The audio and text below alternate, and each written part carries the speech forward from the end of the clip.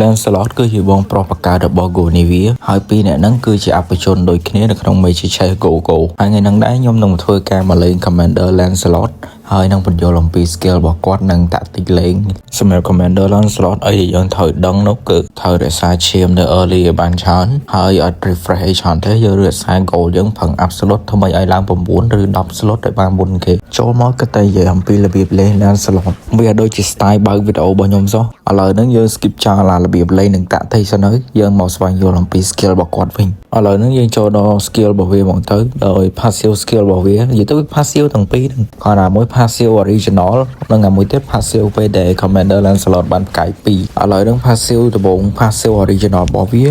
Commander Lancelot ហ្នឹងនឹងឲ្យលុយយើង2 goal 3 goal 3 goal ទៅតាម stake របស់យើងដែលជា stake ទី1យើងនឹងទទួលបាន2 goal រាល់វគ្គ stake ទី2បាន3 goal រាល់វគ្គ stake ទី3នឹងបាន3 goal រាល់វគ្គដូចគ្នាហើយវានឹងបន្តអញ្ចឹងទៅរហូតដល់ចប់ game តែវាក៏មិនមានន័យថាវាឲ្យលុយយើងនឹងវា free ដែរវានឹងដកការប្រាក់ចេញអំពី goal ដែលយើងសន្សំgoal ដែលនៅកន្លែងយើងសំ10 goal គេឲ្យការប្រាក់បាន20 goal គេឲ្យការប្រាក់បានហ្នឹង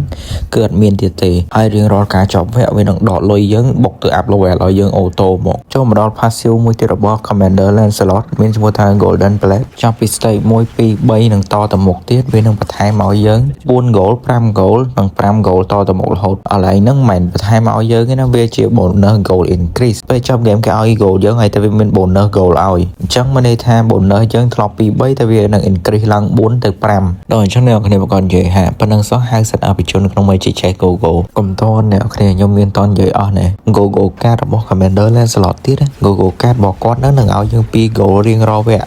ចាប់តាំងពី Commander Lancelot យើងឡើងដល់ level 5ហើយមកដល់ហ្នឹងហើយសួរថាវីដេអូបងចប់ហើយមែនធម្មតាបើសិនជាវីដេអូអ្នកដទៃបញ្យល់តែ skill របស់ Commander Lancelot បញ្យល់តែ passive របស់គាត់បញ្យល់តែ skill card របស់គាត់ហើយគឺចប់តែ no អត់មានពាក្យហ្នឹងនៅក្នុងវីដេអូរបស់ខ្ញុំទេវីដេអូរបស់ខ្ញុំគឺបញ្យល់ឲ្យអស់ហើយខ្ញុំថែមវ័នឲ្យទៀតហើយសួរថាវ័នហ្នឹងឯគេមិនរំពឹងទេគ្មានតែចៃលុយទេវ័នដែលខ្ញុំឲ្យហ្នឹងវាអត់មានអីច្រើនទេគ្រាន់តែថាជាជំនួយតិចតួច Google card ដែលល្អបំផុតសម្រាប់ Commander Lancelot ហ្នឹងដើម្បីថាយើងបញ្យល់ឲ្យយល់ skill ហើយយកទៅលេងនឹងឈ្នះហើយយល់ទៅលេងបើឈ្នះបើធំទៅយល់ skill អញ្ចឹងខ្ញុំថែមលបោយឲ្យតិចទៅដើម្បីឲ្យស្រួលលេងជាងមុនឲ្យវាលឿនជាងមុនហើយទាំងអស់នេះគឺជា Google card ដែលល្អបំផុតសម្រាប់ Commander Lancelot មើលមាន6នឹងឯង